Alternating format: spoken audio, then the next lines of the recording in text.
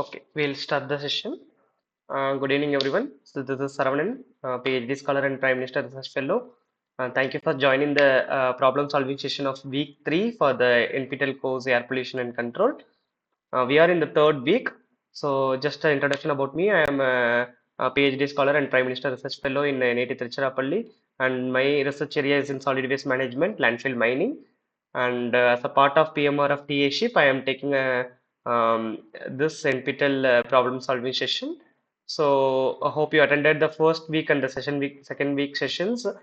In the first week, we have discussed about the basics of air pollutants and air pollution and its impact on the human health and plants, animals. And in the second week, we have continued with the impact on the ecosystem and its impact on different materials. And then in the same second week, we have also discussed about the basics of the stability class. Because for an air pollutant to be disposed in the atmosphere, we need an unstable environment.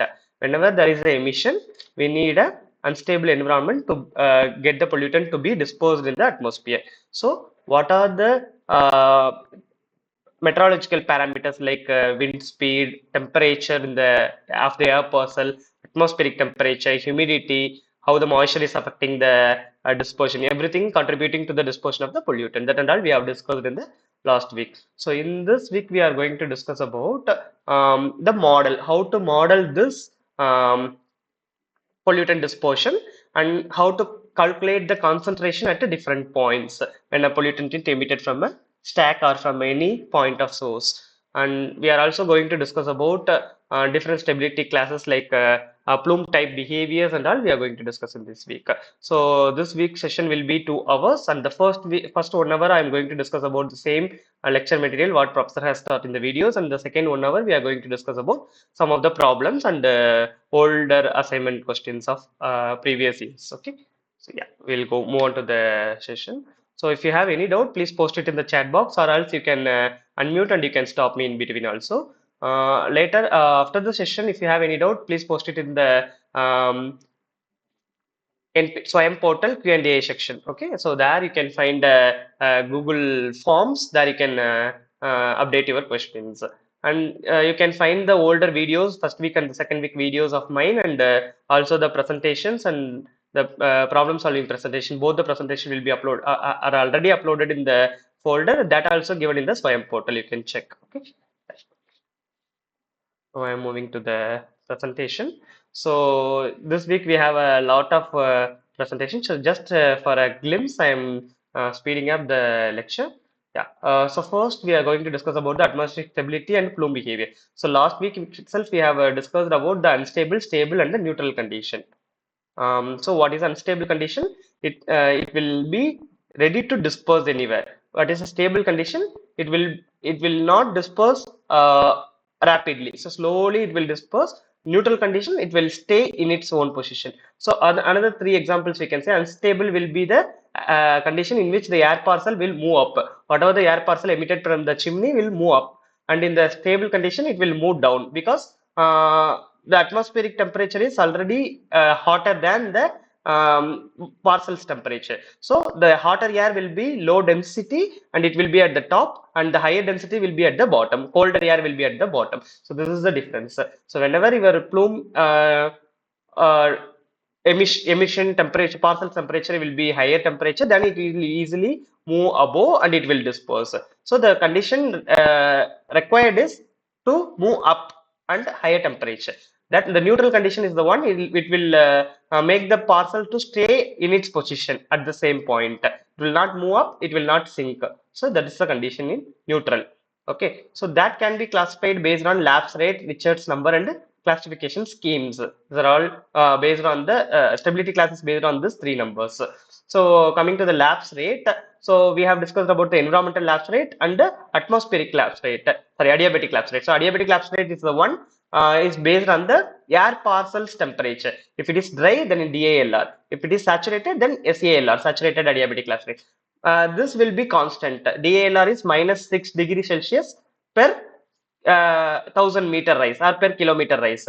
Saturated temperature adiabatic lapse rate is minus 9.8 degrees Celsius per kilometer rise if parcel, that is constant value. But ELR will change based on the weather condition, and in a day itself it will change from day, morning to evening, it will vary the ELR, that is the environmental lapse rate. Based on the difference between this environmental and adiabatic lapse rate, we are fixing the stability class. That's what discussed in this wait a second, sorry.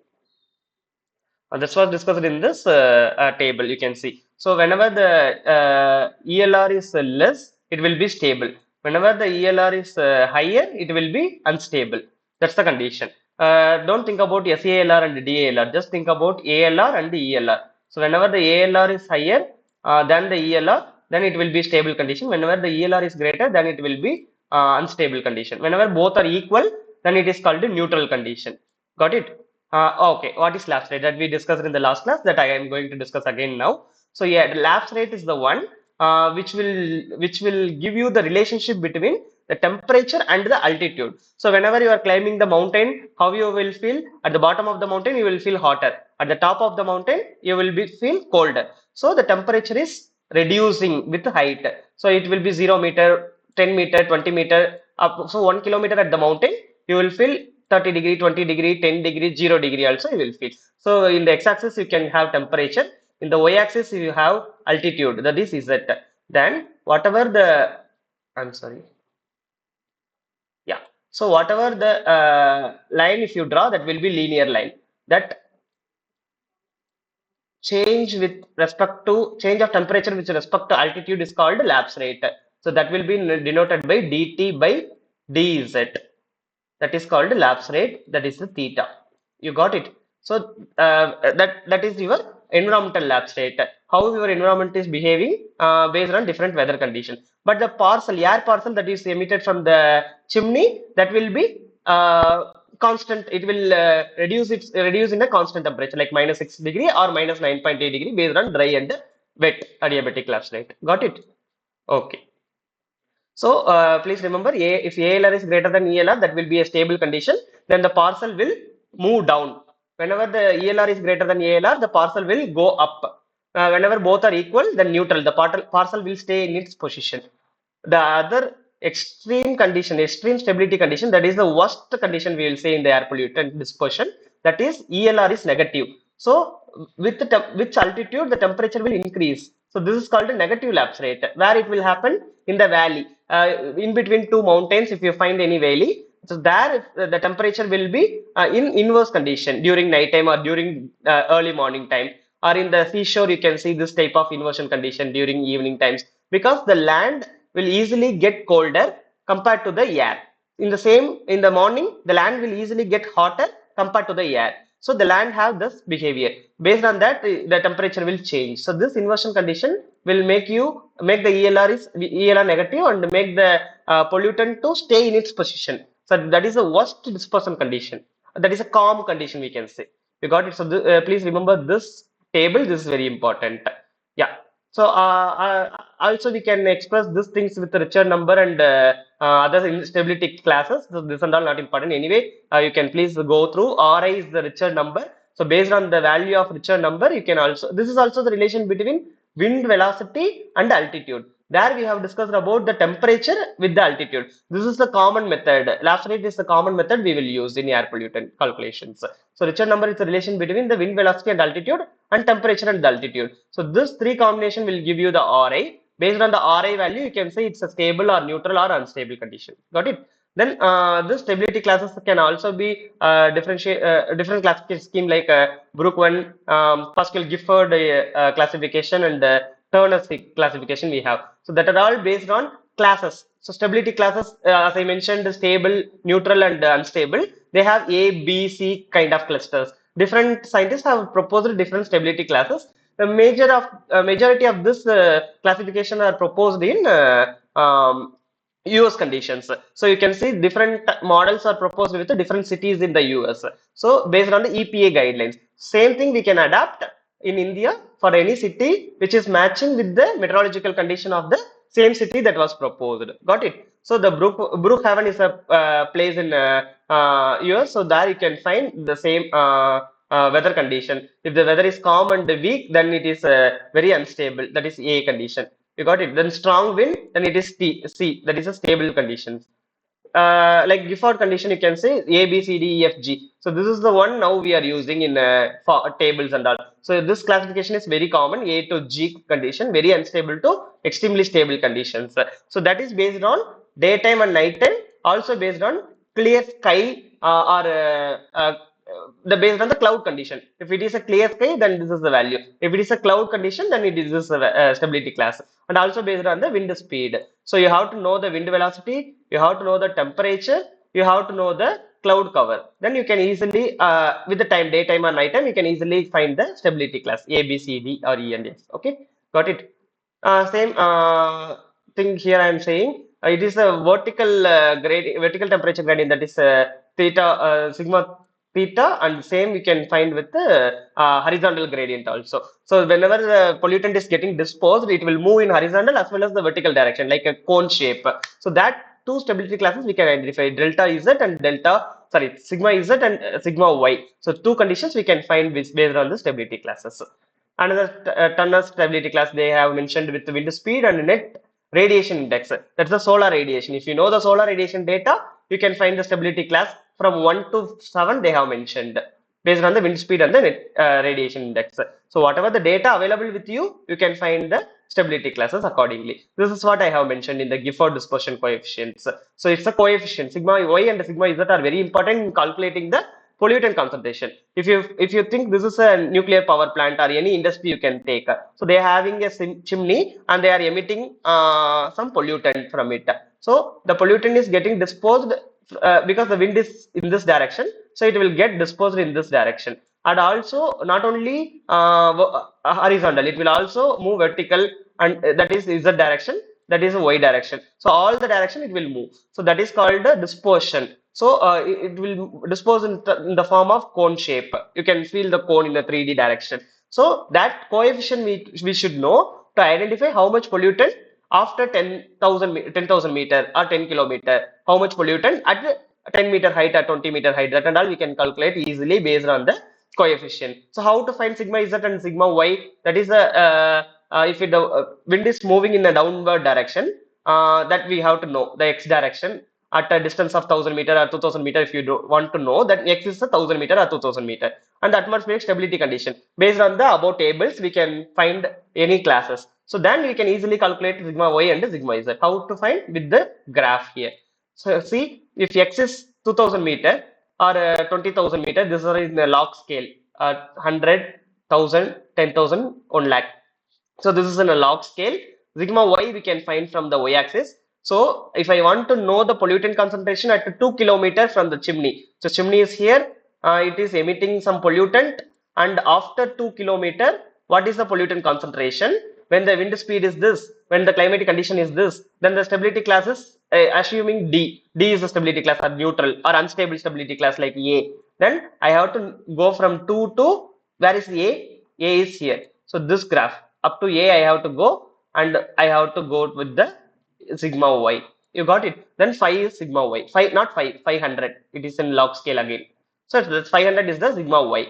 Same you can find with the sigma Z. If you know X and if you know the stability class, you can easily find the sigma Z. So how to calculate? That is given in the two graphs. You got it? So this is the based on the stability class and based on the X distance, you can find sigma Y and sigma Z. That is the dispersion coefficient. Why we need sigma dispersion coefficient? That I will explain in the further formulas. Okay, so this is the empirical equation also. Again, to find sigma and sigma, if you don't have the table, you can use this empirical equation. For this empirical equation, you need C, D, A, and B. That you can find from this table. Based on the stability class, C and D can be easily found. With the C and D, if you put it in this formula, you can get the sigma Y. So A and B you can also calculate based on the same stability class. You got it? If the stability classes you can find, and A and B you can find, and put it in that formula, that is the empirical equation. If you have graph, you can calculate sigma Y, sigma Z. If you don't have graph, you can use the empirical equation. This and all not be asked in the exams. Please don't worry. But anyway, you please know what are the coefficient that is affecting the dispersion of any pollutant. You got it? So this is an example. If you see, so they given everything clearly. stability class they given as A. Okay, sigma z at 1 kilometer. So x is 1000 meter or 1 kilometer they given, and stability class they given as A. So from the graph or from the empirical equation we can find. Okay, so they are asking sigma z. Sigma z is ax power b, or you can directly calculate from the graph. How to calculate from the graph? Sigma z graph. So this is the sigma z graph. So they are asking one, what is yeah, 1 kilometer, yeah, 1 kilometer and stability class A. So sigma z is this. Where is 1 kilometer? 1000. Okay, A 5. Answer is 5. Okay, so please check with the answer here. So answer is 500 meter. Got it. 5 into 10 power 2. That is 500. In the empirical equation, it's coming 453. So approximately it's equal to 500. So both the graph and the empirical equation you can use. So sigma z value is 500 meter. That you please note down. Sigma y and sigma z are having the unit of meter. Then plume. What is plume? Plume is the one which is emitted from the chimney or a stack or a point source. You got it. So plume is an emission or the dispersion of smoke or a vapor from a chimney stack. So from any industry or any power plant, you can say. So there exists a relationship between the atmospheric stability and the pollutant concentration. How this atmosphere is stable or unstable, based on that the pollution concentration will vary. So there is a critical relationship exists. So that's very important. Okay, due to its effect on vertical motion of the air parcel. So it will not directly disperse. It will move up, then it will move. So this is called plume rise. So the plume will not directly move in the vertical direction. It will just rise and then it will move. So the plume rise we have to know, and the stack height we have to know. Based on this two, we can easily find the effective stack height. So this is the formula to find. So this is the formula to find the effective stack height, that and all we are going to discuss. So please understand what is plume here. So what is plume dispersion? So plume is disposed, that is the pollutant. Pollutant is in the plume. So how the plume is getting disposed based on the plume properties and the environmental properties. What are the plume properties? Its temperature, its exit velocity, that is U, and height of release. If you are releasing at 10 meter, what will be the plume properties of dispersion? If you are releasing at 1000 meter above, then how much? That's why all the chimneys are at high at at higher elevation we are keeping. Then only the dispersion, after dispersion the pollutant will not reach the ground level, because we are at the ground level. We should not expect the pollutant to come to the ground level. That's why all the chimneys are at a higher elevation. Then the pollution dispersion can be easily achieved before reaching the ground level. You got it? Yeah, that's the point. Then what are the environmental properties that will affect the plume dispersion? Wind speed, turbulence, and atmospheric stability. Okay, so based on this, we have 7 plume types. How the dispersion is happening? First one is looping, fanning, coning, lofting, fumigation, trapping, neutral. Please be remind, this 7 are very important. This is the plume behavior. So you can go to any industry, or if you are going in train or bus, you can see any chimney that is releasing some pollutant or a gas. Then you can find how the pollutant is moving. Based on the shape, you can find what is the environmental condition happening there. Somebody have raised your hands. If you have any doubt, please ask. Sima ma'am and Ernala. Ash. So, okay. Okay, then I will continue. So looping is the one when the stability condition is very much unstable. Then the pollutant will move like a zigzag pattern. You can see like this. So if you see the pollutant like moving like a zigzag pattern, then it is called looping pattern. So irregular loops will be there. Unstable condition prevails. You got it? Okay. So looping, when it will happen? When there is a light wind and intense thermal turbulation. So the temperature of the plume may be higher and the environment may be lower. Then it will be, you can see here, the theta of this and theta of this. So based on this two lapse rate difference, we can find this is unstable condition. So at this unstable condition and lower wind, then it can, light wind, then it is a looping behavior. What is when fanning will happen? Fanning is the one whenever the pollutant is emitted, then it will move in a straight line. You got it? Move in a straight line without mixing with the vertical direction and without moving with the horizontal direction. It will simply move with a straight line. That is a narrow horizontal fan kind of structure. No vertical dispersion. Inverted lapse rate. When it will happen? When there is a inversion lapse rate. When inversion lapse rate will come, that is a extremely stable condition that I explained in the first slide. Okay, I will also show you some figures in the Google later. Then fanning will happen when light wind and very light turbulence at night or in the early morning. Okay. Then the coning plumes. Coning is the one, whenever a stack is there, then the pollutant will move in this direction, cone shaped direction. When it will happen? Whenever there is a neutral condition. Neutral is ALR is equal to ELR, and then it is a neutral condition, nearly neutral condition. Then this will move as a cone shape. Okay. Coning will happen when strong wind is there, turbulence largely mechanical. During windy condition, layer type cloudiness. Lofting, when it will happen, loft in the sense, loft is above. You know loft, meaning of loft, right? That on the ceiling where we store all the stuffs, that is called loft, right? So lofting is the one that will move only with the upper direction, upper vertical dispersion. Bottom, it will be inversion condition. Whenever there is a inversion condition, we have seen, right? In an inversion condition, what happened? Fanning happened. No vertical movement at the bottom and no vertical movement at the top. Similarly, inversion at the bottom is happening, and above the chimney there is a unstable condition. Sorry, neutral condition. Then it is called lofting. See, lower part is neutral, unstable upper part. Similarly, you can see with the loft fumigation. Fumigation is the one.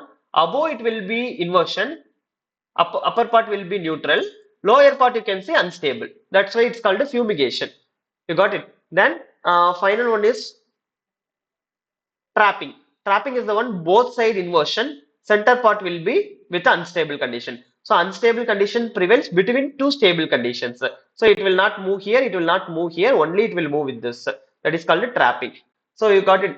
Looping is the one, it will move with the zigzag pattern. Fanning is straight line. Coning is will move in a cone shape. Lofting will move only with the above part. Below it will be neutral condition. Fumigation, above will be neutral, below it will disperse. Trapping, between two layers, there will be unstable condition. Above it will not go, below it will not go. The neutral will be like straightly it will move up. No horizontal dispersion. Cone shaped in the vertical axis. Got it? So these are, I will show this images in real images in Google now. I will go to Google once and I will show you the plume uh, types real images. See, here you can find.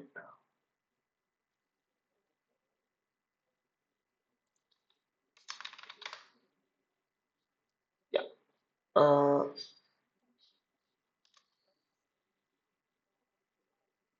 so what kind of image is this? This is a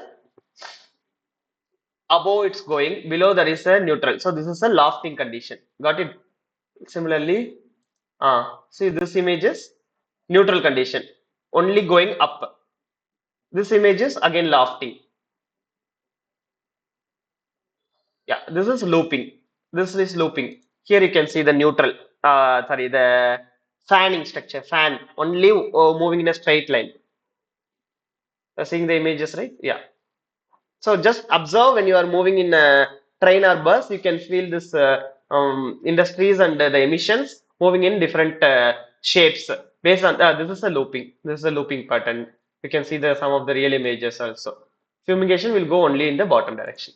Okay, got it. So based on this, lofting is most favorable. Why? Because always there will be we will find a condition to prevent lofting because nothing will happen to the ground level concentration. Only the pollutant will disperse at the upper part. People at the bottom will not suffer. So lofting is the most favorable plume type. Looping is most favorable for pollutant dispersion because it will easily mix with all the atmospheric air and there will not be any much concentration at the ground level. You got it? That is the one most favorable for pollution dispersion. Fumigation is the worst case because why fumigation is the worst case? It will only reach the ground level, not going up. So fumigation is the worst case. So this is the conclusion based on this plume behavior types.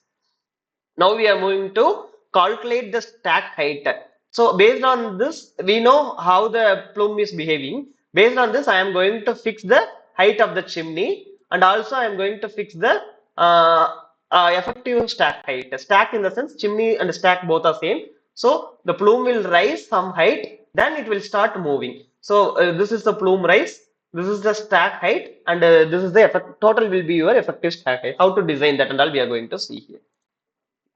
We'll move here. You see the boundary layers, atmospheric boundary layers. So there are four boundary layers, atmospheric boundary layers. One is surface layer, mixed layer, residual layer, and stable boundary layers. So first one is surface layer. Surface layer is the region at the bottom of the boundary layers.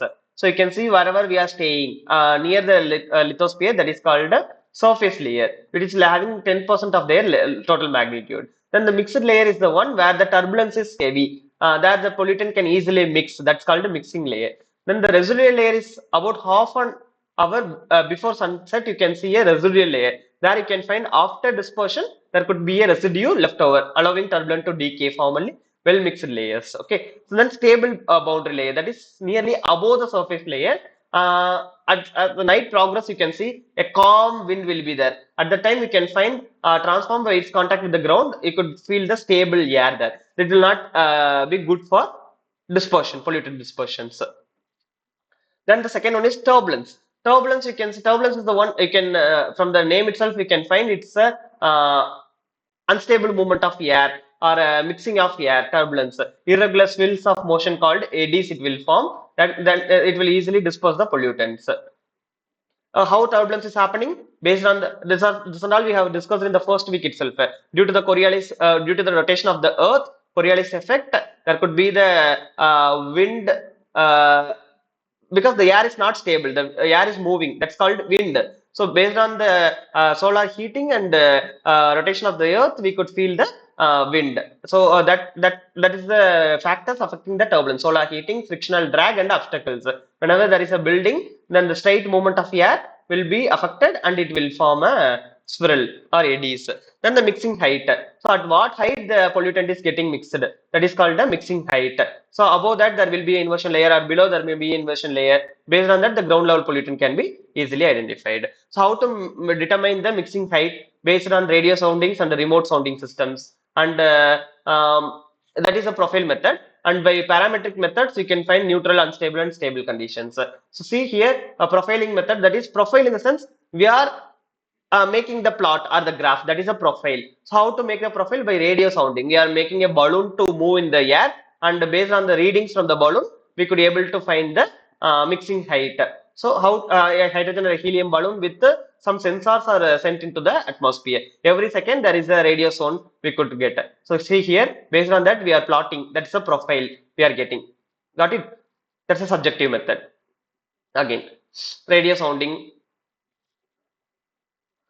Another one is Hall-Schwarz method. In this, you can find based on the minimum temperature and maximum temperature on that day, and we could find the morning mixing and afternoon mixing by drawing a parallel line with the T minimum and T maximum, and this difference will give you your dry adiabatic lapse rate. That is your dry DALR. Then radio zone method. Radio zone, that's what we have discussed. That's the advantage and the disadvantage are like it's a compatible method because we are simply sending a balloon only. But it's only limited to high resolution for protein accents, and 2 to 4 soundings per day only we can get. If you are fixing with the in situ measurement of mixing height, there is a third balloon method that could easily move with it could be able to withstand high wind, but then it will have a problem with the height of measurement, limited to only 500 meter, not possible during high wind speeds. You got it? But it is good in turbulence and trace gas concentration measurements. And another one is mast. Mast is the like a cell phone tower. You can find that will easily measure your variation in the atmospheric parameters, and it will give you your atmospheric boundary layer. And then final one is the remote sounding systems. That is from the satellites we can easily measure. The emitter radiance could be measured with the satellites, and it can find the atmospheric boundary layers. Yeah, it has different types like LIDARs, SODAs, and RASs. These are all different types of satellites or remote sensing methods we could easily use. That's pros and cons. You can simply read. And the mixing height determination by parametrization. Now, as of now, we have mentioned about profiling methods. Now we are going with the parametrization methods. There you can find neutral condition, unstable and stable condition based on the empirical formulas. You can easily find the atmospheric boundary layers. Yeah. So now we are coming with the design of stack height. How to design the stack height? As I mentioned, any plant or any industry should have a stack which are all using a heating system or burning any fuel for its heating purpose, then it should emit the pollutant out.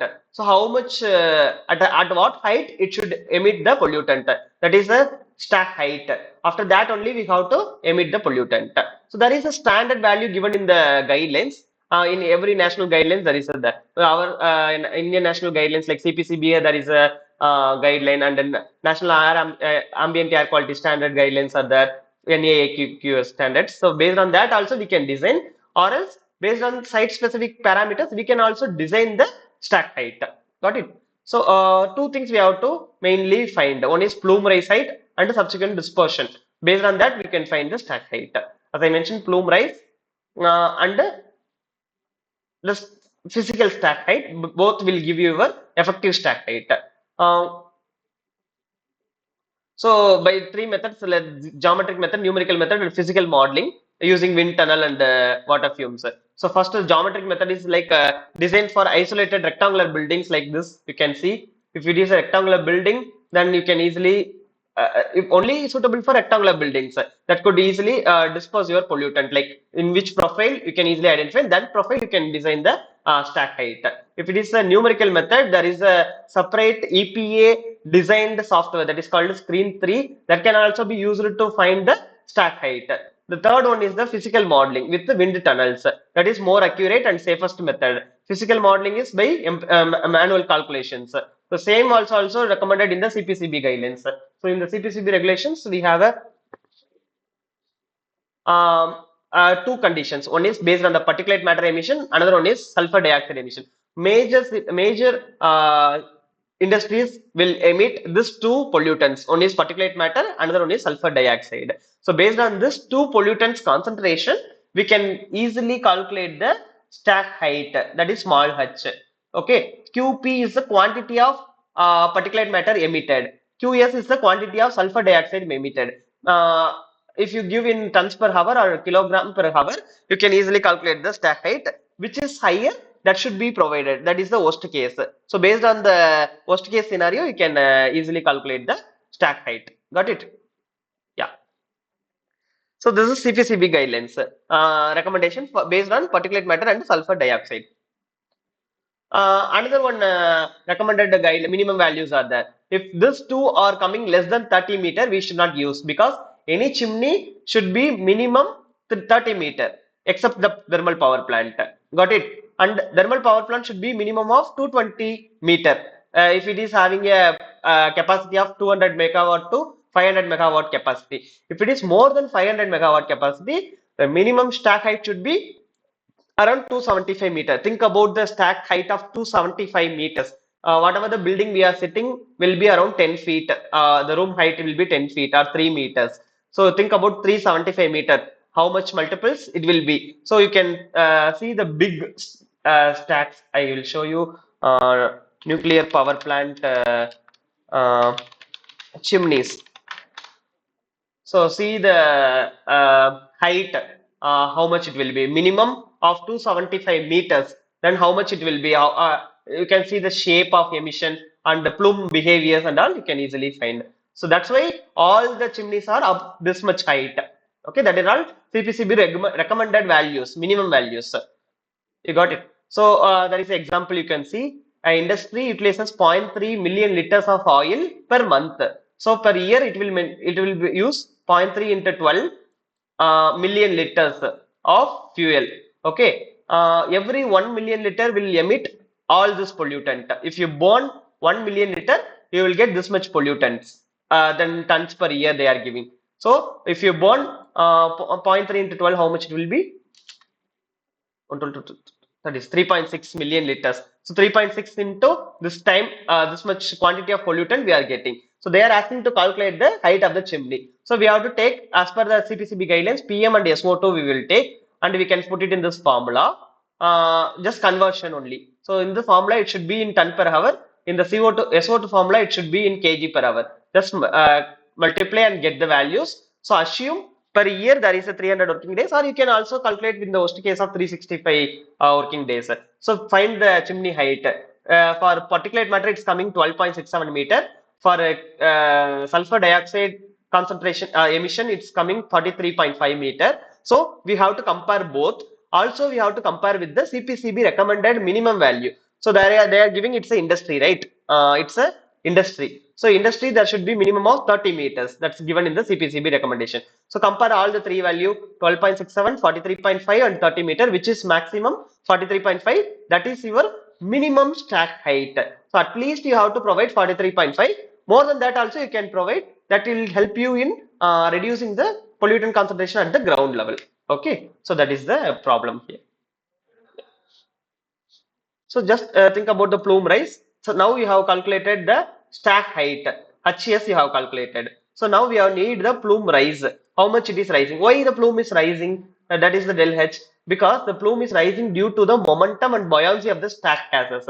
So it has some buoyancy, right? Because all the air that is emitted from the chimney are of at high temperature. So that temperature will give you all the air particles are fluids only. All the liquid and air are fluids. So any fluid will have its own buoyancy. So that buoyancy force will make the fluid to lift.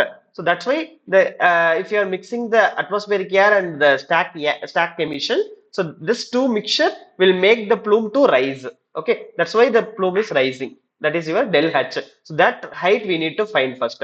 Then only we can calculate the effective stack height. That is the capital H. So now we have calculated the physical stack height. We need to calculate del H. How to calculate the del H?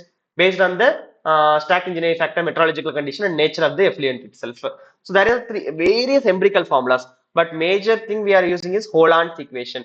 Del H we can calculate by this formula. This formula is very simple.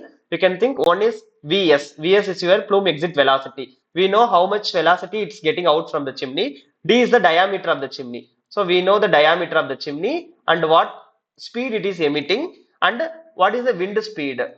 So based on the wind speed, if it is more wind speed, then there is a less del H. If it is less wind speed, then the buoyancy will be more, it will lift up. That's the inverse relation. You got it? Then P is the pressure, atmospheric pressure. P is the atmospheric pressure. D is again the diameter. TS and TA. TS is your stack gas temperature, the emission gas temperature. TA is your atmospheric air temperature. So based on the stack emission gas parameters and your atmospheric parameter, this formula is created. Holland's equation is created. Okay, simply just put in its value, a meter per second. Only pressure is in millibars and temperature is in Kelvin. Just remember that. So other equations like David's equation and more empirical formulas like Moses-Carson equations and lots are there. But this Holland's equation is very much commonly used to find the del H, that is the plume rise. So plume rise is based on your stack gas velocity, temperature and the stack diameter, also based on the atmospheric temperature, wind velocity and atmospheric pressure. So if you know all the 6 parameters, you can easily find the del H. You got it? Yeah. So these are all your empirical formulas. Like BAS, there is a formula for hot effluent, and for a not very hot effluent, there is another del H formula. But we are using Holland formula only. So see this example. Determine the effective stack height with the following given data. So what is the formula? This is the formula. What we need? VS. VS is your stack velocity. So where is the stack velocity? This 11.12 meter per second, that is given. What is your stack dia? Such stack inner dia is given 0.95 meter, that is also given. Wind velocity 2.75, that is given. The P pressure in millibars, so 1000 is given. Dia again 0.95. So temperature at the exiting velocity, the emission, temperature of the emission is 160 degrees Celsius. But what I mentioned, TS and TA should be in Kelvin. So just convert to Kelvin. TA is your atmospheric temperature. What is your atmospheric temperature? 20 degrees Celsius. So just add with the 273, that will give you your Kelvin. Okay, just put it here. All the formulas, temperature should be in Kelvin, pressure should be in millibars, and all the other value will be in meter and meter per second. You can easily calculate the del H value, that is your 8.92. Then I know the physical stack height. They are asking for the effective stack height. So physical stack height is the stack height what we have calculated, 30 meter or 140 meter. So they are saying 180 meter. So this is 180. And the plume rise we have calculated del H as 8.9 meter. So this is rising above 8.9 meter. So the total effective stack height is summation of physical stack height and plume rise. Physical stack height and a plume rise will give you your effective, that is capital H. So 180 plus 8.90 will give you the total capital H, that is 188. You got it? So this is the problem. One of the very simple, like just remember your Holland formula. Just remember your Griffith formula. These are the two basic formulas for modeling in air pollution, air quality modelings. Additional empirical formulas like Stumach formula, concave formula, and the Lucas Roch formulas are all given. Just you can read once, okay? So, which is more? More is the mixing height, more is the dispersion. That is a basic thing in air pollution. If your mixing height is more, there will be more dispersion and dilution of pollutant. That's why we are emitting all the pollutant at a higher elevations. The remote sounding system are preferred methods. Why? Because that could easily capture and continuously give you the atmospheric boundary layers. Okay, and then design of stack height physical modeling is more accurate. Other than like other modelings, like we have given different modeling methods, but physical modeling method what we have used now for Deleuze calculation is the simplest and most accurate method. And BAS recommends Holland's equation. Okay. Now we are going to monitor the air. Why we need to monitor the air? Because once you monitor only, you could tell the people how much air pollution is happening in every day. Based on that, the policy makers will make the decision and they will frame the rules. Okay, if I tell today Chennai or Delhi pollution is this much. So in this year, compared to the last year, February, this February is having more particulate matter emission. Then I could frame the policy maker could frame a rule or a regulation to control the emissions. Or you can tell every day the ambient air quality index AQI. Based on that, the people could understand. Okay, we can go out or not. So you can see in Delhi and all, people are going out based on the AQI values only. So if the air is clean, it's good to go. If the people are having respiratory illness, so those are very important to monitor and record the data every day. So that's why we are doing air quality modeling. Monitoring is a measurement of data and assessing performance against a standard value. What is the standard value? I have the baseline data. So I know Chennai without pollution, this is the baseline data. So with pollution, I know today's data. So comparatively, this much increase I can easily say. That's the air monitoring. So how much pollution is there? Where the pollution is coming from? And when it came, that and all we can find by air quality modeling. So in India, you can see like 1998, 2010 and 2016, how the air pollution is getting worsen every year. So this is the PM 2.5 value. You could see the darker will be your higher concentration. See in northern this national capital area, you could see lots of particulate matter accumulation is there. So the weather condition and this whatever the meteorological condition makes this pollutant to stay in that place. That's the geography of the place that could affect the dispersion of the pollutant. You got it? So what is the objective of air pollution monitoring? To provide a sound scientific basis and cost-effective control policies. You could see like if particulate matter is more, we have to only focus on removal of particulate matter. We should not focus on other removal methods. Instead of giving all the air quality control measures, only we can focus on particulate matters. So it will reduce your cost if you monitor the data. You got it? So that's the one. Then to evaluate the potential impact of air pollutant to provide a public with reliable data, that is very important. Public should know the air quality of every whenever they want, they need to know the air quality. So you can also go with the National Ambient Air Quality Standard or CPCB website. It will daily they will post the air quality measurement data of every major cities and all. They will post. You can also go through that. Okay, to assess how far air quality standards are there to determine the impact of air pollution on the ecosystem. That is another important one. And for research purpose also, we need to monitor. So what are the area for monitoring is determined based on emission source, meteorology, topography, geography, population centers, and the historical monitoring data, and the area with the high natural environmental values. That are all should be accounted before monitoring for monitoring the air quality. And the area which is vulnerable to air pollution plumes, planned for development, and the area with more public complaints and the issue, that and all need to be taken care. Okay, what are the types of monitoring? Like there is the industrial emission monitoring. We have to go to the stack and there are lots of monitoring methods are there. At the stack, we can divide into 4 part, and we can measure the emission at different points that are we are going to see in the upcoming weeks. So we in NIT Trichy also we have lots of consultancy works. You can we are going to lots of industries to measure the air qualities or emission. This is mandatory. All the industries should produce the report to the CPCB by monitoring the emissions. Then second one is the mobile laboratories. So we have to attach the monitoring equipments with the car or any vehicle that will go along the traffic. Then it will measure the air quality of that stretch it moved. Then third one is fixed air quality monitoring stations. Like lots of particulate matter monitoring stations are there in Delhi. I have visited. So there it will suck all the air and it will measure the particulate matter at a fixed point. Then micro sensors, it's a sensor kind of based in satellite or remote sensing data. We could also. So those are 4 types of monitorings. You can see like ambient air quality monitoring. It collects and measures the sample of ambient air pollutant. That is the NOx standards. So what are the concentration we need to measure?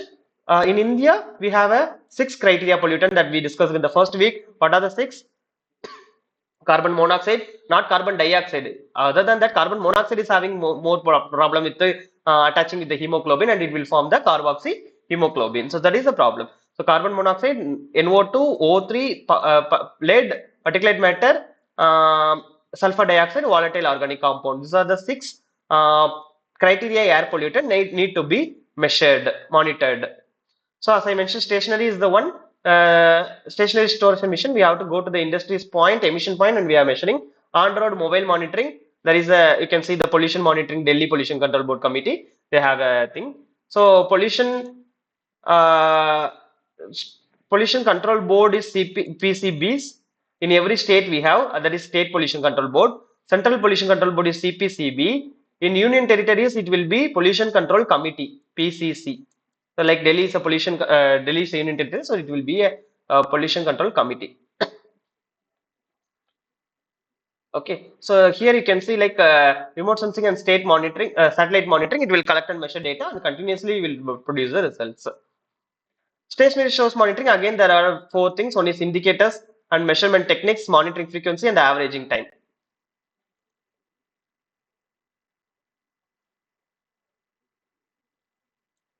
You are asking the question. I think that is around 30 km per hour. Yeah, that's what we have discussed in the uh, earlier classes. In the last slide, I will again go to the coding during the problem solving session. Yes, ma'am. So there are some more questions also. What is adiabatic here? Yeah, sorry, sir, I missed your question. Sorry, sir, ma'am. Like adiabatic is the one. There are 2 things. Adiabatic lapse rate. Why it's called adiabatic? Because whatever the plume that is coming out of the chimney, that is getting bigger while moving up. So, for doing this work, the temperature of the plume is getting reduced. It is not having any temperature exchange with the atmosphere.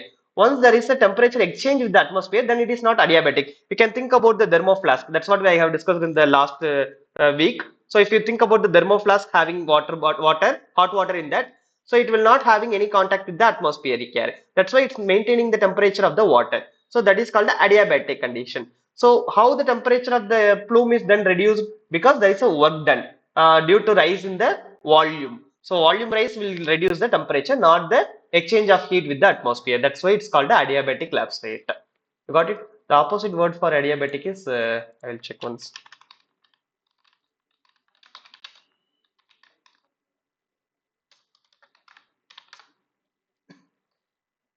Adiabatic, sorry.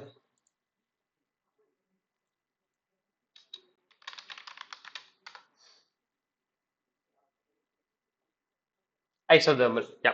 Isothermal is the one which will help in changing the temperature with the atmosphere. But adiabatic is the one which will not having any exchange of heat with the atmosphere. Isothermal and adiabatic conditions.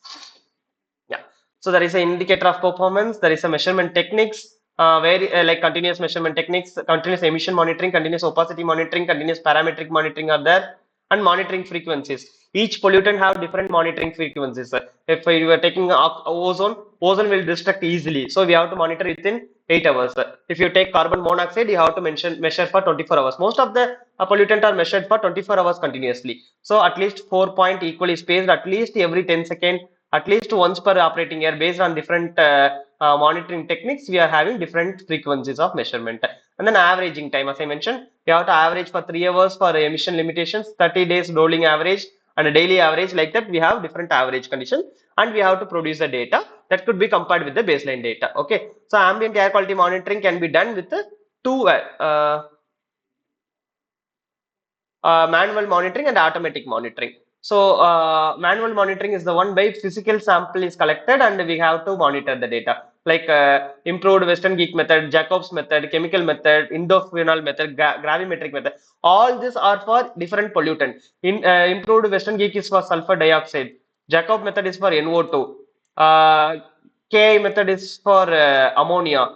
Like that, we have gravimetric method is for particulate matter, and then GC is for benzenes, and then HPLC is for volatile matter again. A is for lead and arsenics.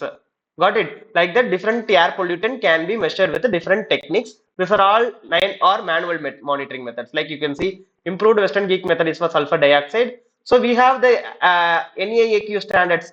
There is a big table. I will upload in the folder. That table you could see later. So that table they have given in segregated forms. For sulfur dioxide, there is an annual average and the 24 hours average. If you are measuring for 24 hours, it should not exceed 80 ppm. Sorry, microgram per meter cube. If you are measuring annually, then the annual average should not exceed 50 in an industrial area. If it is an ecological sensitive area, it should not exceed 20, and for daily, it should not exceed 80. So this is the condition. You have to measure for every day. You have to measure for annual average, and you have to compare with which condition, like ecologically sensitive area, as mentioned, notified in the central government website, or any industrial, residential, or rural areas. Based on that, you can compare and you can tell the pollutant is higher or lower. Then nitrogen dioxide by modified Jacob method and chemical method like Ki for ozone. So you can see the values. Ozone will be only for 8 hours and 1 hour, not 24 and annual, because ozone will destruct easily into O2 and O easily. So indophenol blue method is for ammonia, and gravimetric is for particulate matter, both PM10 and PM2.5, and gas chromatography, adsorption, desorption, gas chromatography is for benzene, and then HPLC is for benzoyapyrene, because these are all organic matter measurement techniques, like polyaromatic hydrocarbons, benzoyapyrene, BAPs are measured with the HPLC and the gas chromatography, are all our instruments only. Then AAS is the elemental analyzer used to measure lead and nickel, and then arsenic can also be measured with AAS, but the sampling should be done with the EPM 2000 method. There is a separate code for sampling of the pollutant. If you are measuring instead of manual, if you are going with the automatic monitoring, then you have 6 different techniques like UV chemiluminescence, UV photochemiluminescence, non-destructive infrared, NDIR we can say, non-destructive infrared, that is NDIR. In infrared are used to measure carbon particles. That's why NDIR is used to measure CO2 or carbon monoxide. Then tapered element, then gas chromatography. So UV is used to measure sulfur dioxide as a continuous measurement, automatic, not as a manual. Manual is the Western geek method. Chemiluminescence is for nitrogen and ammonia, because chemiluminescence is used to measure nitrogen. So wherever nitrogen is there, you can easily use. Then UV photometric is for ozone. Also, you can use chemiluminescence for ozone. Now, as I mentioned, NDIR is used to measure carbon monoxide or carbon dioxide. Okay. TEOM, like tapered element oscillating microbalance, is used to measure particulate matter. So in manual, you have to use gravimetry. If it is automatic, you can use the TEOM. You can see beta attenuation method. That is a beta attenuation is a automatic method used to measure the particulate matters. Then gas chromatography based continuous method is for benzenes. How to select the pollutant, which pollutant we are going to measure based on the health and environmental effect and the commonly discharged pollutant. If it is a nuclear power plant, then we can measure with only PM and SO2. Not only, this is a major pollutant. So if you know a process of industry and whatever the emission it's going to give, then you can fix the pollutant accordingly. Okay. Then, for example, if it is a vehicular emission, you can only go with nitrogen dioxide and particulate matter. If it is a domestic fire emission from burning, you can go with the particulate matter CO, because it will be incomplete combustion. So CO will be there and PAH will be there. If it is a coal, then PMCO. Like that, different examples are there to fix the pollutant. Then how many number of samples we have to take based on the population, and there is a standard given. So if it is particulate matter monitoring with more than 5 lakh population, at least you have to take sample in 12 stations. Okay. Then generally three monitoring stations are chosen, minimum three, based on the population and the pollution source. If it is a representative site at least 25 meter away from the chimney, then only it will be a representative sample. Otherwise, most of the pollutant will be there. Then comparable and the physical requirement of the monitoring sites. It should be it should have all the facilities for the sample takers. And topography also we have to mention. So there is a mountain. Then if you are measuring near the mountain, then all the pollutant will disperse here only, and it will accumulate here. So you should not measure near the mountain. So usually you have to take measurement at an open place. There should not be any building around 100 meter at least, and no trees, no valleys, no lakes, ponds. Then it is a good place to monitor. So you can see the timeline for air quality degradation in India. In 1974, CPCB was established, and in 1981, CPCB entrusted powers and function, and 86 they add the provision for EPA. And in 94, NACS was introduced, National Air Quality Standards. Then 1998, EPCA was established to address the pollution issue in NCR, Delhi. In 1998, they revised the standards, and 2009 they added PM 2.5. Earlier it was only particulate matter. Okay, now they added PM 2.5. Then 2012, there is a methodology was established to find the air quality index. Then 2016, PM 2.5 is included in all manual stations. In 2016, again, GRAP was established. That is a action plan for pollution emergency in NCR Delhi. And 2018, they released a draft NCAP, and 18 they formed the NGT. NGT is the National Green Tribunal. There is a separate code that will address only environmental related cases. And then 2019 NCAP, a town national level strategy was formed. And then 2020 they implemented a bar stage 6 norms. And 2024 NCAP target to reduce 2.5. So these are the timeline related to air quality guidelines and establishments in India. Okay. Then NAMP is the National Air Quality Monitoring Program. That is a bigger one bigger program in India, concentrating only on what air pollution things. Okay. So 1984 it was NAMP was started in 1984 by the CPCB in 7 stations in Agra and Anpara. There was 804 operating stations to measure the air pollutants. So using NAM, 4 air pollutants are measured like sulfur dioxide, NO2, SO2, PM 10 and 2.5. Okay. So their frequency of monitoring is 24-hour sampling and 8-hour sampling at 104 observation in a year. So that's a guideline. Every year we have to take sample at least 104 days in 365 days. That is weekly 1 or 2. That should not be a rainy day, and at least 24 hours continuous monitoring should be there. Okay. Then monitoring agencies like CPCB coordinates the fund and technical support. So you can see from 1984 to 2019 how many monitoring stations were established in India, and then state wise you can see West Bengal, Maharashtra, Uttar Pradesh, and AP have most of the this monitoring stations. Okay, this document you can read. There is a growth in the monitoring stations in India. You can see from 2015 to 2021, there are a lot of new monitoring stations were implemented in India. That is called the non-attainment cities. Non-attainment cities is the one where in the last 5 years, the air quality has crossed the limit. As we mentioned in daytime, sorry, not in daytime, in annual range and 24 hours range for any pollutant given for residential, commercial, and eco-sensitive areas. So that value, if it crosses the monitored value, if it crosses the standard value for last 5 years, then it is called a non-attainment cities. So there are lots of non-attainment cities in India. State-wise, we have like million plus population cities are there. Like you can see non-attainment cities with the PM 10 concentration exceeding annual. You can see how many cities are there having are considered as non-attainment cities. So National Clean Air Program, that midterm 5-year action plan they have created with a target of 20 to 30% reduction in the PM 2.5 and PM 10. So the particulate matter is the main pollutant they have concentrated for National Clean Air Program. and their approaches use smart city framework to launch the NCAP in the 43 smart cities. So Trichy is one of the smart city, and they have created awareness and capacity building for the public.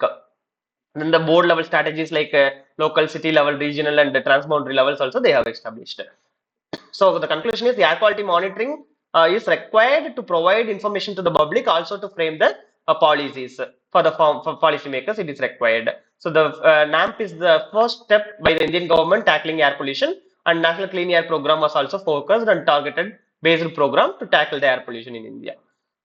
Okay. So based on that, they have framed the National Air Quality Index, that is the AQI. So we can't say the public, this is the particulate matter value, this is the SO2 value, this is the CO value. So they can't understand easily. So we have to provide only one number. Based on the number or a color coding, they could understand, okay, the air quality is good or air quality is bad. So for that, the AQI is framed. You got it. So why we need AQI? This is a weight. What is AQI first? It's a weighted value of individual air pollution into a single number. All the pollutant like PM, SO2, all the 60 criteria air pollutant are merged into a single value. That single value was given in AQI from 0 to 500. Based on the color coding, we can say it is good or bad. So different method has different values, 0 to 100, 0 to 125. CPCB we have 0 to 500. Okay. So what is the objective? There should be a public information. That is what I am thinking. Important one. We have to tell the public, and for scientific research, we need the AQI. Yes. So how the air quality monitoring and AQI considered online monitoring and manual monitoring, as I mentioned, all the data was collected. Then all the pollutant concentrations like PM, SO2, NO2, and all other pollutants were concentrations were fed, and we need to form a sub-index, that is I. From the sub-index, we have to convert into F, that is the aggregated index. So F is the AQI. You got it. So we have to convert all the concentration into a sub-index value. The sub-index will be merged, or average will be taken for the sub-index, and we have to find the aggregated index, that is your AQI. So how to form the sub-index from the, if I tell PM is 100 microgram, I'm sorry. If I am saying PM is 100 microgram per meter cube, that is the X value. So how to find I value, that is the sub-index value. So that is a function of X that can be calculated based on this equation. So linear segmented principle, simple only. So if you know the breakpoint concentration higher and lower, and if you know the AQI value higher and lower, and your pollutant concentration, that is 100 microgram per meter cube, then you can easily find the I. So how to know the breakpoint concentration and AQI value, that is given in your table, that I will show you the table. Okay, see, given breakpoint higher and breakpoint lower value, and AQI higher and AQI lower value, and your concentration is 85 microgram per meter cube. Then you can easily put it here, and you can find the sub-index as 85. Like that, for different pollutant, you have to find all the sub-indexes. So sub-indexes, you can simply take the weighted average, you can get the aggregated value, that is the AQI. So all the, we have to assign a weight. Based on that weight, we can calculate the I value. So there is a root sum value, or root mean square form, or minimum and maximum variety, anything you can use to calculate the AQI value. Okay, so eclipsing and ambiguity is the two terms used in the AQI. One will overestimate, or there may be underestimate. So eclipsing is the one when the air quality does not indicate poor air quality, although the concentration of more. So the concentration is actually more, but the AQI is showing less value. Then it is the underestimate.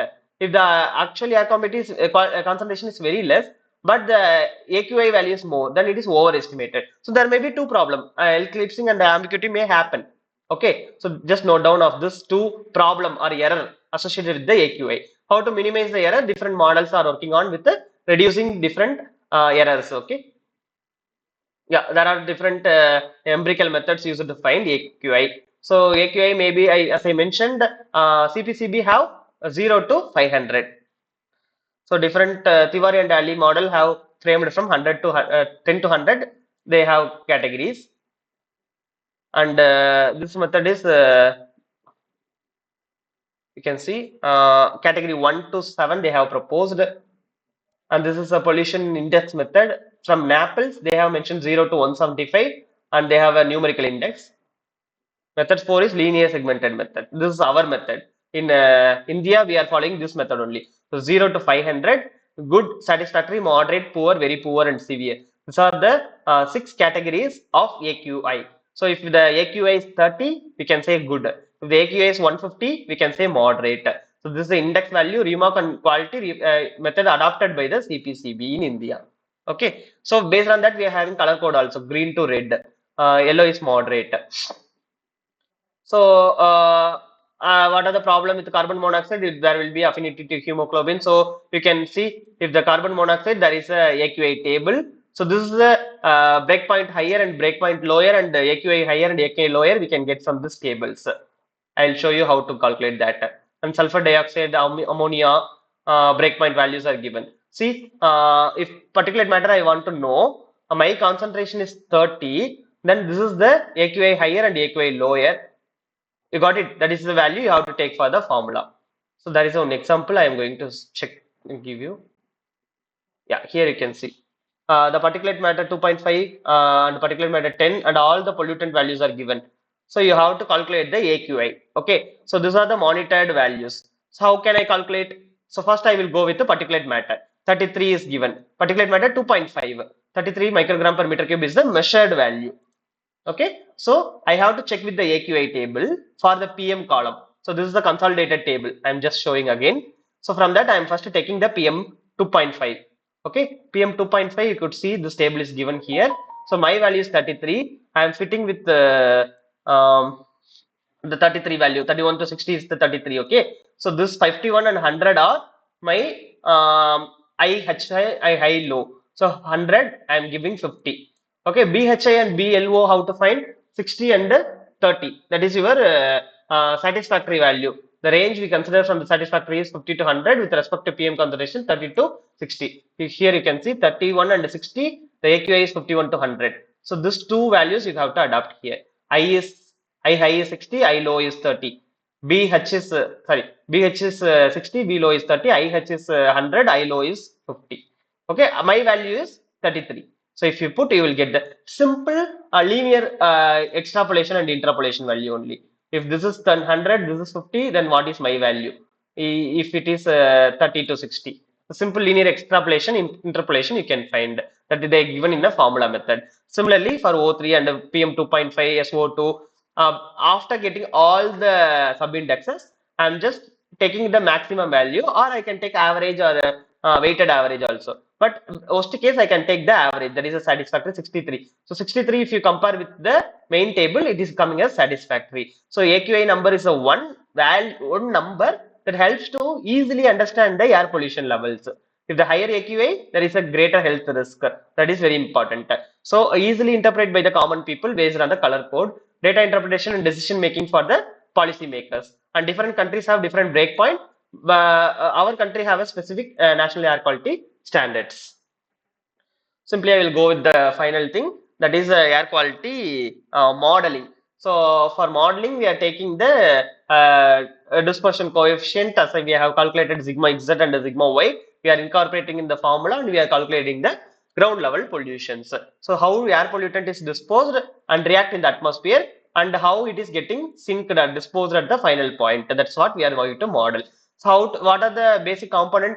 What is the pollutant that is emitted? What is the stack detail at height and all, and then receptor location where I am going to find, where the point of interest after 2 kilometer, after 3 kilometer, 3000 meter. Then meteorological condition, like as I mentioned, the temperature of the atmosphere, wind velocity, winds, what we say, pressure, I mean atmospheric pressure, and then initial concentration at the emission point, and then air chemistry, how it is going to react in the atmosphere. If it is a ozone, then it will touch to O2 and O, easily it will destruct, and then removal process at zinc and disposal it will happen. You got it?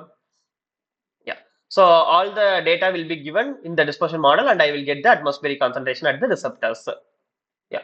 So based on the time, we can say short-term model and long-term model. Short-term model is worst case episode conditions. Long-term model to predict the seasonal and annual average concentration. If the based on the pollutant type, it is non-reactive and reactive. Non-reactive, mostly it will be PM and SO2, CO. Reactive pollutants are ozone, you can say. Then coordinate system, based on the grid and trajectory system, I can model the concentration of the pollutant. And level of sophistication, based on screening and the refined.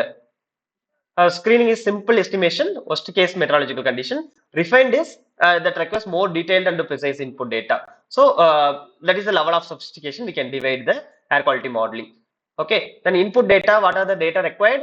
Emission source that are all we have discussed earlier. Then we have three pollutant source. One is point source or area source or a line source.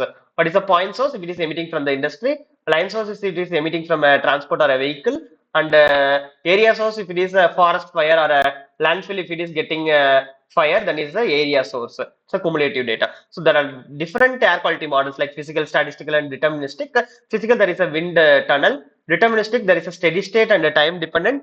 Steady state, there is a Gaussian plume. So Gaussian plume is a common modeling model we are using. So these are all empirical equations. So we are using Gaussian model. Okay, you can see the formulas: meteorological model, plume rise model, Gaussian model. Gaussian model is the independent normal distribution. I hope you all know about normal distribution. So the value will be higher at the center. At both the end, it will reduce normally. That is called a normal distribution. So all the pollutant will disperse normally. You can see the pollution concentration is higher at the center, and it will reduce at the y direction and z direction. If you assume a cone, both direction it will reduce normal in a normal distribution. That is the basic principle they are using to calculate. If you Euclidean model, you can calculate by finite different method, like dividing into different grids, and you superimposing a grid, and you can find the collision. In Lagrangian model, they are assuming this as a fluid, and based on the fluid element movement, they are calculating. So it's giving a accurate result. Then indoor air quality model, and then receptor models, based on the how much I am getting the pollutant. Based on that, I can calculate how much emission is happening. That is a stochastic method. So forward stochastic and backward stochastic we can calculate. From the source, we can calculate the receptor's concentration, or from the receptor, we can calculate how much it is emitted from the source. So what are the factors? That is the source characteristic and the meteorological characteristics. That is whatever the same dispersion that is happening in the modeling also. So if you know all the data input using the atmospheric dispersion model, we can predict the ground level concentration. So that will be helpful for assessment of potential environmental and the health risk. Okay, so we have box model, Gaussian model, Lagrangian model, and computational fluid model. So Gaussian model, in that Klein E4, lots of different models, like these are all software packages you can use. So you can compare different models, you can see, and this was developed again Gaussian model in that Highway 2 model developed by US EPA. That is a simple Gaussian model. We have also Klein and Highway 2 in same Gaussian model itself. That next week we are going to discuss about the formula of Gaussian model, how to find the pollution concentration at the ground level. Yeah. So I'm just moving on. So the air quality modeling helps to predict the concentration of the pollutant. It involves a mathematical simulation, as we know. So simulation of dispersion different characteristics. How much it is getting dispersed, how much it is getting the at the point of interest, that is the receptor. So that's what we can able to find with the air quality models. So this is for this week. We have learnt about the plume behavior. What is plume, and then how it is behaving based on the stability classes. And we have understand about the air quality index based on the color codings, and we have done with different sampling methods, that is monitoring. Finally, we have modeled the air quality. Hope you okay. What is PM10? That is a particulate matter having a size less than 10 micrometer. That is called PM10. If it is PM 2.5, then the particulate matter having a size less than 2.5 micrometer. That initially it was only particulate matter. Now we are having different sizes. Why we have to consider the size? Because our nose and the lung vessels are having a particular valve. So PM 2.5 can enter easily into the lungs. PM10 can easily enter into your nostrils, into the respiratory tract. So these sizes are very important to understand the health effect. That's why we are restricting with the PM10 and PM 2.5. Hope you understand about this concept. So if you have any doubt, please unmute and you can ask, or else I will go with the problem solving session. What is Sporadic turbulence. Uh, I know about turbulence. Turbulence is the change in the wind flow path that may happen due to thermal variation or due to any obstacles like buildings or due to solar radiations. So I don't know about the sporadic turbulence. I can also Google it. Sorry for that.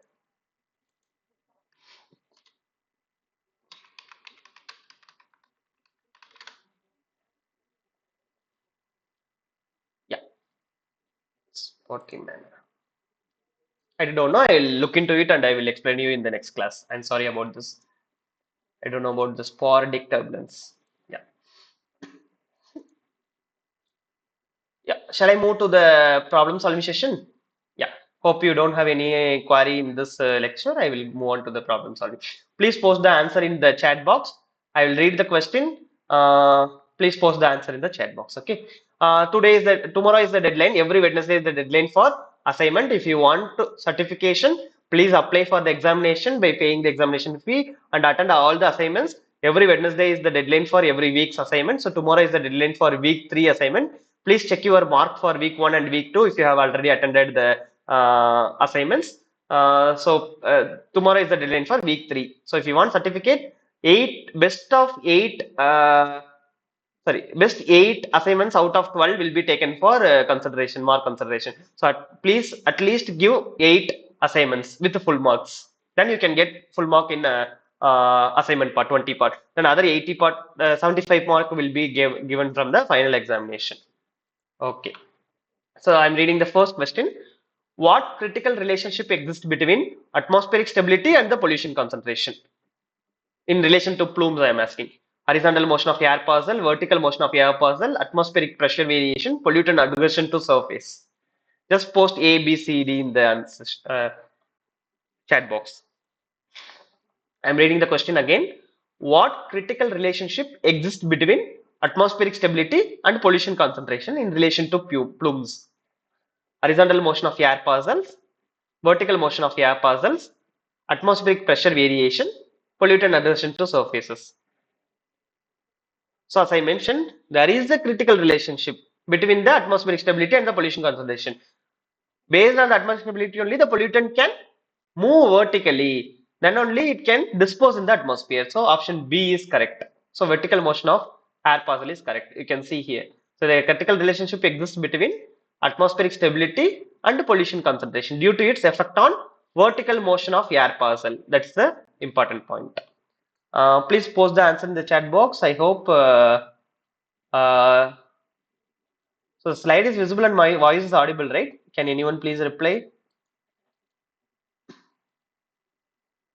I'll move on to the next question then. Yes, thank you so much. Then I will move on to the next question. So second question, yeah, you have a doubt. I will pause here.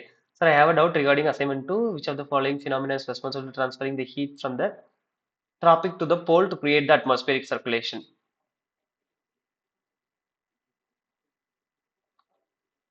Assignment 2. Okay, you are talking about the assignment 2. Okay, which of the following phenomena is responsible for transferring the heat energy from the tropic to the pole to create the atmospheric circulation? That is the Coriolis effect. A rotation of the earth is causing the wind movement from the tropics to the pole. That's what we have discussed in the last week, right? I will open in for you the second week's material.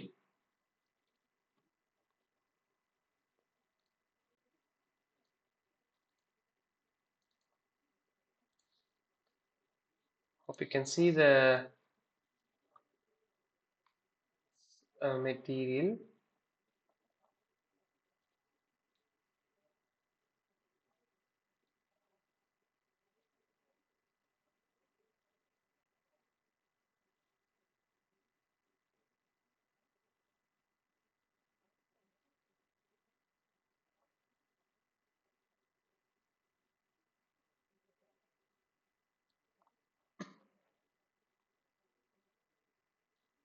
And 1 second, I'm searching for the answer. Option conduction, convection, advection, and pyrolysis.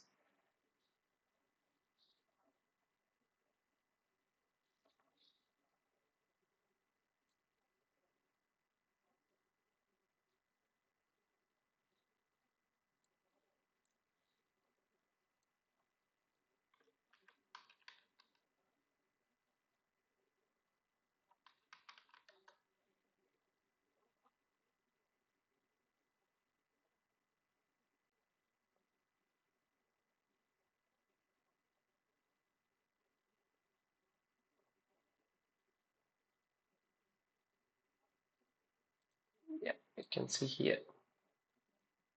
I hope now it's visible.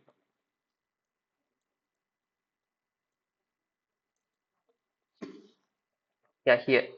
That's a sensible heat flux. So the energy is then moved from tropics to the pole by advection. So advection is the answer by creating the atmospheric circulation. That's what I told. If the Earth is not moving, then it is a simple advection. If the Earth is moving, then it will be the three heat fluxes happening. That's the wind velocity is creating because of this.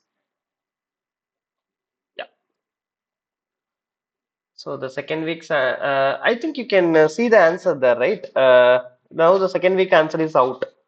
You can see the answer directly, but in the material you can see in the 16th page, I think the third lecture of second week, you can find the answer. This energy is then moved from tropic to the poles by advection, creating atmospheric circulation. So what is the difference between advection, conduction, and convection? So conduction is the one which will be the transfer of heat. Convection is from different materials. Advection is it's like the movement due to concentration differences. Why not convection? Yeah, that's the one.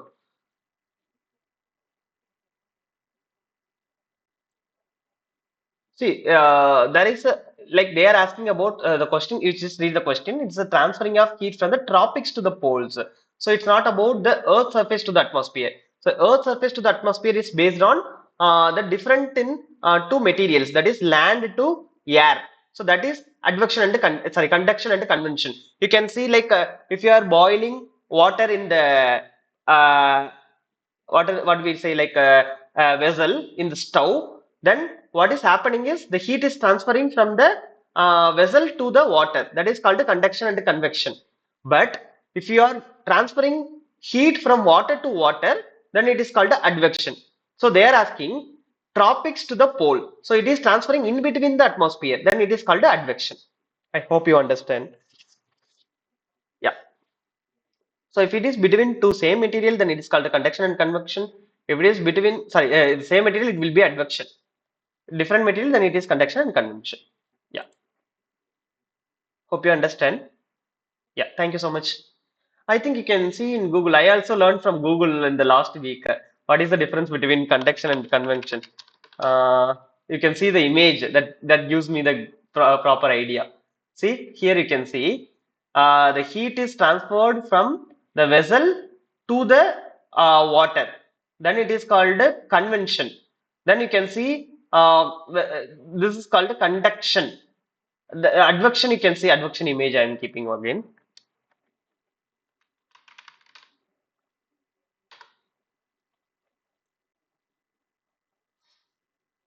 See movement within the air, it's called advection.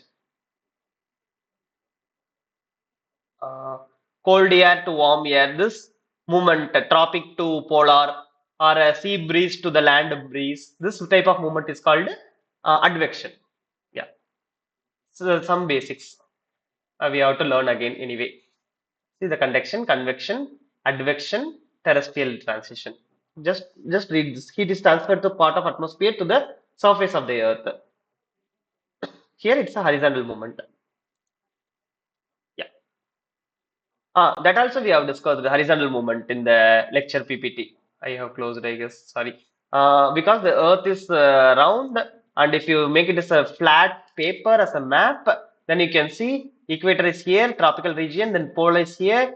The air will move only in this area because of the movement of the Earth. The air is moving in the circular region from the tropic to the pole. That's why this is again a horizontal only.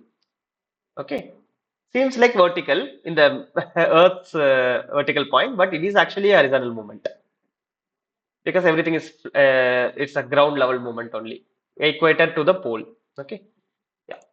Okay, we'll move on to the next problem. Which of the following plume type exists under the neutral lapse rate? Wind speed is greater than 32 kilometer per hour. I think this is a question asked. I think that is from the assignment. I should not discuss the assignment question here. So I'm just reframing the questions. Just answer this question. Which of the following plume types exist under the neutral lapse rate? We have different plume types we had seen. One is coning lofting, fumigation, looping is the first one, and then fanning is the straight line. Then neutral, it will be a upper condition. Okay, so here they are asking if it's a neutral, then it will be a neutral with the wind speed greater than 32. Then it is called a cone. So you can see here, cone shaped with the horizontal axis when there is a neutral lapse rate, nearly neutral lapse rate, near neutral stability, and wind speed is greater than 32 kilometer per hour. Okay. What is the property of efflume that influences the dispersion of air pollutant? Which property will disperse the air pollutant? Property of plume they are asking. There are two property. One is plume property, one is environment property.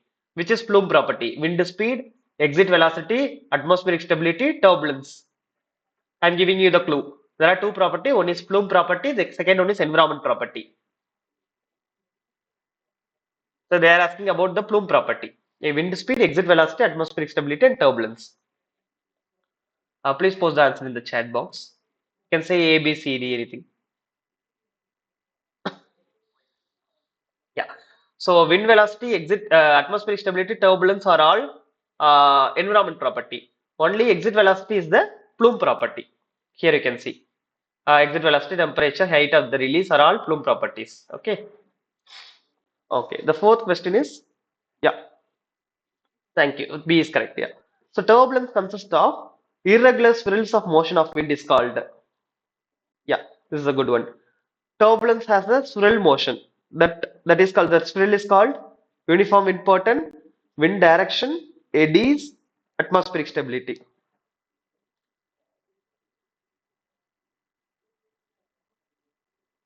Uniform wind pattern, wind direction, eddies, and atmospheric stability. The swirl motion is called eddies. So option C is correct. Here you can see the turbulence superimposed on a mean wind can be visualized as a concept of irregular swirls. So that is called eddies. Okay. What does the mixing height determine in relation to the pollutant? Mixing height, what it determine? Wind direction, volume of atmospheric available for dispersion, and then atmospheric temperature, solar radiation levels. In this question, I took got confusion. So the what the mixing height determines, I will take the pen here. So we are talking about uh, the answer is actually the volume of atmosphere available for dispersion. Here I will tell you how it will be. Like you see, this is the mixing height. So if it is this is the mixing height. Above that there is no mixing. There is an inversion layer. So only up to this depth there is a mixing. Then we could know at 2 kilometer from the industry in the downwind direction to a height of around 30 meter or 40 meter. So 2 kilometer, that like a box or a cube, you could assume. So that is the volume of atmosphere available for dispersion of the pollutant. That's why there is a mixing height. Mixing height is used to determine the volume of atmosphere available for the dispersion of pollutant. You got it? Okay.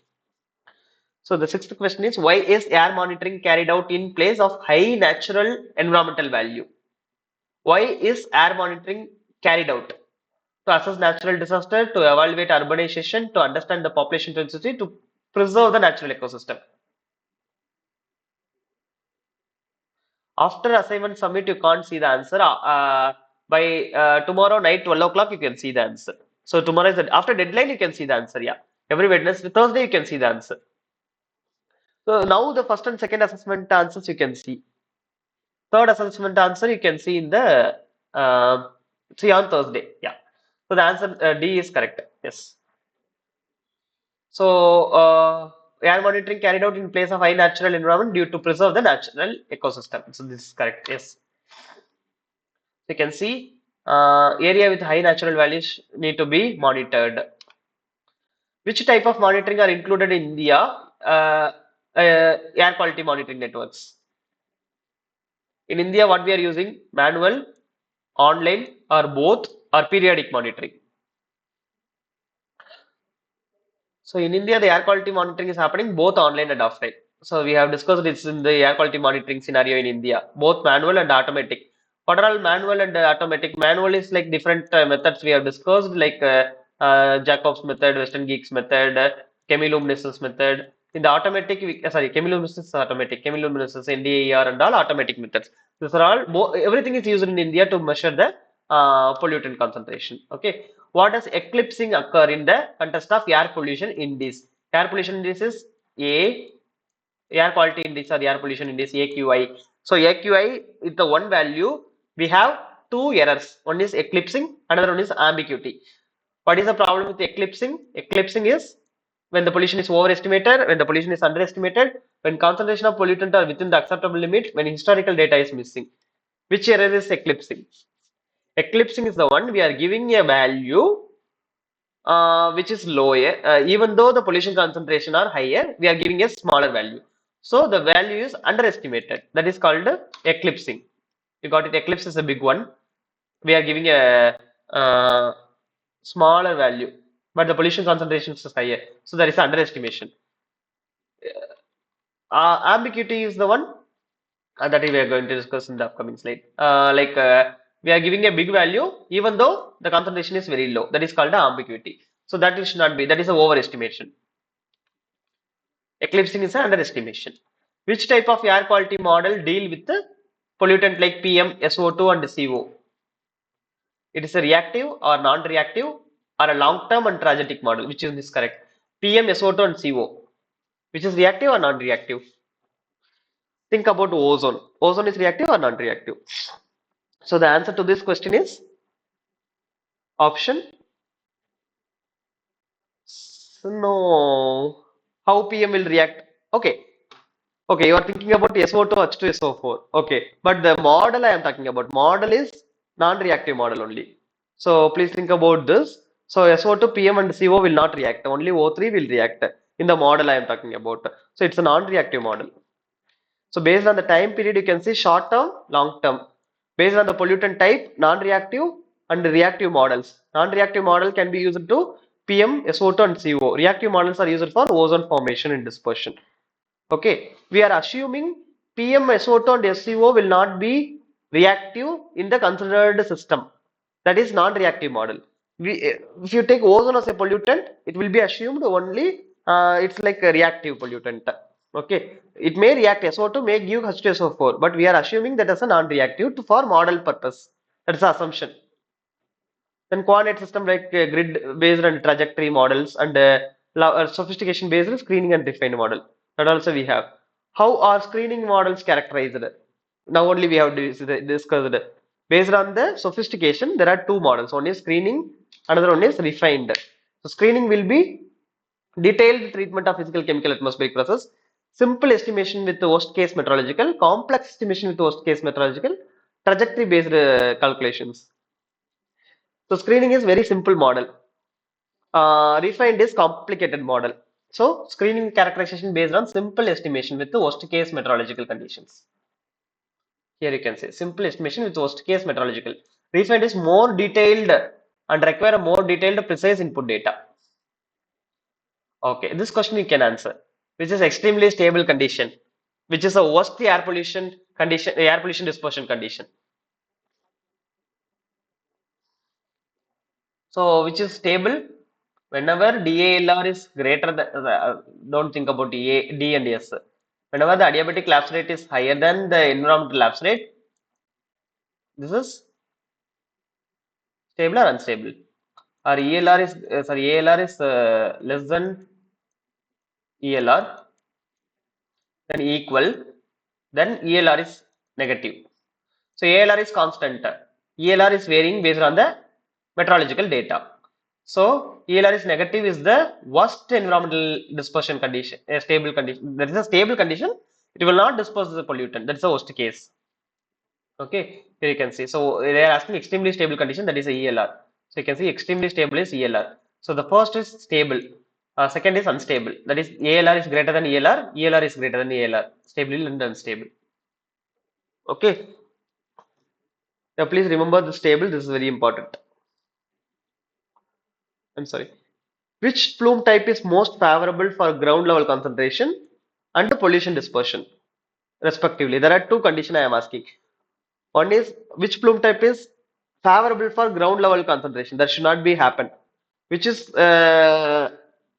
favorable for pollution dispersion. So option A is correct. Ground level concentration will happen in looping. Most favorable. and pollution dispersion will happen in lofting, because lofting will be at the top. You can see here, um, lofting will happen at the top. There is a good condition that is favorable for pollution dispersion. You can see in the conclusion. Yeah. Which method is frequently used to calculate the plume rise apart from BAS method? So we have lots of empirical equations to find the plume rise. What is plume rise?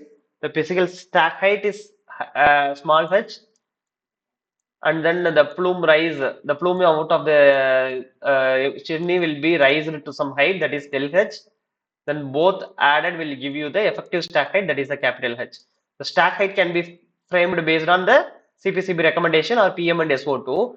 LH is based on the equation. Which equation? Suggested by central government of India, like Holland equation. Then H is your, sorry, apart from BAS, there is a Holland equation. In capital H, your summation. Okay. So Holland equation is the common method used to find the plume rise. And then you can see here, apart from BA's recommended plume rise calculation, Holland equation is frequently used. Yeah. Which method is used to monitor the sulfur dioxide? So there are two methods. One is a manual method, another is automatic method. In both, we can measure the sulfur dioxide. Can you measure which method? Modified Jacob method, gravimetric method, improved Western Geek method, indophenol blue method. Jacob is for NO2. Gravimetric is for particulate matter, because we are just measuring the particles by weight, that is gravimetric. Improved Western Geek is for sulfur dioxide. Indophenol is for ammonia or ozone? I think ozone. No, ammonia. Okay. So these are all I'm talking about manual methods. So improved Western Geek. So this is a manual method. Improved Western Geek is for sulfur dioxide. Yeah. So which method is used to monitor CO2 in air? I'm talking about here, not CO2, CO. Automatic method. UV fluorescence, chemiluminescence, gas chromatography, non-destructive infrared. That is NDIR, non-destructive infrared. Whenever NDIR is there, that will measure CO, carbon. So whatever CO or CO2 in solid or in air, in or liquid, anywhere, if you find the gas, it will be heated and formed into CO2. If you want to measure carbon in the, we have a TOC analyzer, total organic carbon. If you give a liquid or a solid sample, it will be burnt at 700 or 800 degrees Celsius. It will be converted to CO2 gas, and the CO2 will be measured with the NDIR sensors. So wherever NDIR is there, that will measure the carbon. So carbon monoxide or carbon dioxide can be measured with the NDIR. UV fluorescence will be for NO2. Chemiluminescence is for, sorry, chemiluminescence for NO2. Gas chromatography is for benzene and benzoyapyrans and volatile organic compound, PAH, polyaromatic hydrocarbons, that and all. Organics. Organics can be measured with the gas chromatography based continuous methods. So our question, CO2 is for NDIR. Okay. That is the automatic method. So you can see UV is for sulfur dioxide, chemiluminescence for N based ammonia or nitrogen, UV based ozone, NDAR carbon, TEOM or beta attenuation for particulate matter, gas chromatography for benzene. Okay. So the last question, which method is steady state deterministic air quality model? We have a big pie chart that given different air quality models. I am talking about the which model is steady state deterministic model, air quality model. Steady state deterministic air quality model, that is a Gaussian plume model. Others are empirical models. Okay, you can see wind tunnel and other empirical models. So we have a Lagrangian and all equal time dependent Eulerian and Lagrangian. That is also a deterministic, but steady state is Gaussian plume. Okay. So thank you so much for attending today's session. If you have any doubt, please unmute and you can ask, or you can post it in the chat box. Is there any change in the date of examination? I think no. NPTEL won't change any uh, examination date. So it is fixed. So you can apply for the exam, you can book the tickets. There won't be any change in the date of examination, I guess. So please fix your date of place of examination based on where you are during the examination time. So date is fixed. There won't be any change. Okay. So other than that, these are all common NPTEL questions. You can post with the NPTEL team. They will answer you. If I know, I will also answer.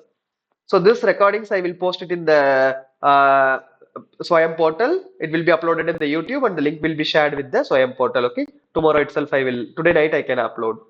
So thank you so much for joining. If you don't have any question, you can leave the meet. Thank you so much. Last date for registration I will show you. Yeah, I'll show you the Swayam portal.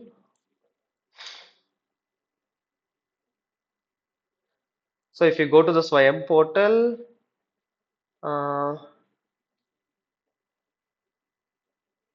after the problem solving session meeting, if you have any doubt, you can ask in the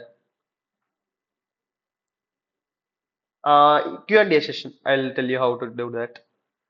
So here you can see about the, sorry, about the course. So the last date for examination registration is 28th February. So if you want certificate, please register before 28th February. Okay, exam date is 27th April, Indian Standard Time. This they mentioned this exam date is subject to change based on the seat availability. You can check the final exam date on your hall ticket. I think I have given 5 examinations so far, so nowhere it was changed. Before only during COVID it was changed. It will not change without any emergency. So please register before 28th February. Exam date is 27th April if you want to write the examination. And if you have any doubt, you can ask it in the Q&A portal. So it will be redirected to the Google uh, groups. Here you can write your. I will post all the answers by tonight itself. So there are a lot of questions. I will answer tonight itself. Okay. Uh, so other than that, please give the week 3 assignment by today itself. Today is the deadline. Sorry, tomorrow is the deadline. Sorry, tomorrow is the deadline. Every Wednesday is the deadline. So we will meet next Tuesday, 68. Thank you so much for joining. If you don't have any question, I will end the meeting. Yeah. Sir, how is emission factor expressed? Emission factor. You're talking about sigma Y and sigma Z. Ahmed sir, you can unmute and you can talk, or you can also post. You're talking about the sigma Y and sigma Z emission factor.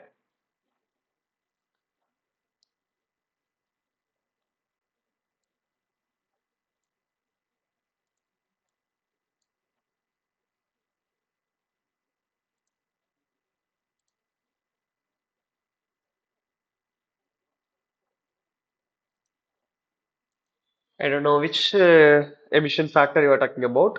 I think sigma Y and sigma Z. So that can be calculated based on the chart. So if you know the X value, that is the downwind direction distance, and if you know the stability condition A, B, C, D, or E, that also can be calculated. Then if you want, it is a log scale. This is also log scale. So sigma Y and sigma Z we can find in different tables. So at whatever the downwind direction distance if you want and whatever the stability class, you can find the sigma Y or sigma X. This is also in meter. This is also in meter. Stability class will be in A, B, C, D, E. I think you are talking about this emission factor, or I don't know. So this will be calculated based on the, or you can also be sigma Y. There is a formula based on A and X power B, and sigma Y also is that also there is a formula based on C and D. So this values you can get from some tables based on the stability class again. Okay. So any other questions? Okay. Thank you so much. Thanks for joining. You can also contact me through my email ID or you can post it in the Q&A session.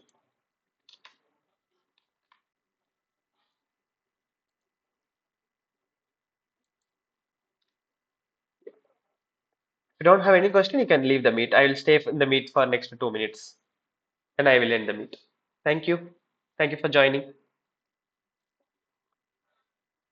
I'll try to explain my research work in the meantime related to air pollution.